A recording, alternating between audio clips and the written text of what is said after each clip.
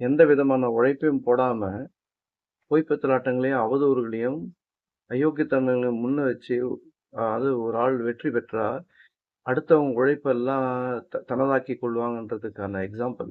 இப்ப நான் என்ன சொல்றேன்னாக்கா, அதாவது முந்தைய ஆட்சி காலம், அதாவது நடிகன் விஜய் ஆட்சிக்கு வருவதற்கு முன்னால் கல்வி நிலையங்களோட ஒரு சின்ன இதுதான் அது. எப்படின்னு கேட்டீங்கன்னா, மொத்தம் தமிழ்நாட்டுல 58,000 மேல பள்ளிகள் இருக்கு.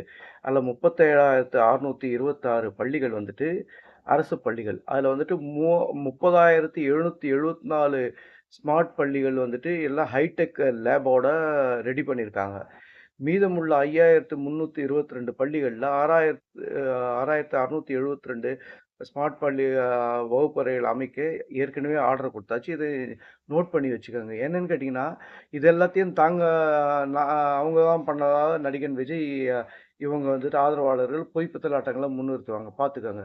என்னன்னு கேட்டீங்கன்னா, அதே மாரி வந்துட்டு த தமிழ்நாட்டுல உள்ள மொத்த கல்லூரிகள் வந்து 1642. அதுல வந்துட்டு 188 அரசு. அதுக்கப்புறமா வந்துட்டு இது இது வந்துட்டு மருத்துவக் கல்லூரிகள் வந்து 78. அதுல அரசு இது வந்துட்டு 37. பொறியியல் கல்லூரிகள் 418. அதுல 15 அரசுது. அதே மாரி வந்துட்டு கலைக் கல்லூரிகள் வந்து மொத்தம் 965 இருக்குது. அதுல வந்து 181 வந்துட்டு அரசு கலைக் கல்லூரிகள். இதுதான் இதோட பட்டியல். அது மட்டும் இல்லாம அடுத்தது என்னன்னு கேட்டீங்கன்னாக்கா, நூலகங்களோட ஒரு சின்ன இது. கன்னிமரா நூலகம் ஒரு பொது நூலகம். அண்ணா நூற்றாண்டு நூலகம், கலைஞர் நூற்றாண்டு நூலகம், அப்புறம் வந்துட்டு மாவட்ட மைய நூலகங்கள் வந்து மொத்தம் 32. முழு நேர கிளை நூலகங்கள் வந்து 314. அது கிளை நூலகங்களும் 1612. ஊர்ப்புற நூலகங்கள் வந்து 1915. அதே மாரி வந்துட்டு பகுதி நேர நூலகங்கள் வந்து 771.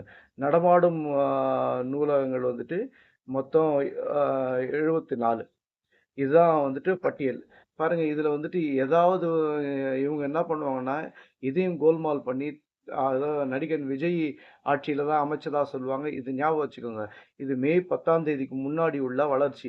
இப்ப மே 10ஆம் தேதியிலேருந்து நடிகன் விஜய் ஆட்சியில என்னென்ன வளர்ச்சிகள் இருக்குன்னு துண்டா நம்ம தனியா எடுத்துடலாம். பார்த்துக்கோங்க.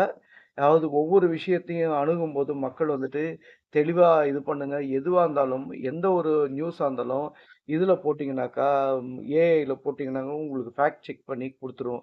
இது உண்மையா, பொய்யான்னு தெரிஞ்சுக்கிட்டு எதிர்வினை ஆற்றுங்கன்னு சொல்லி கேட்டுக்கிட்டு, என்னுடைய உரைய முடிக்கிறேன். நன்றி, வணக்கம்.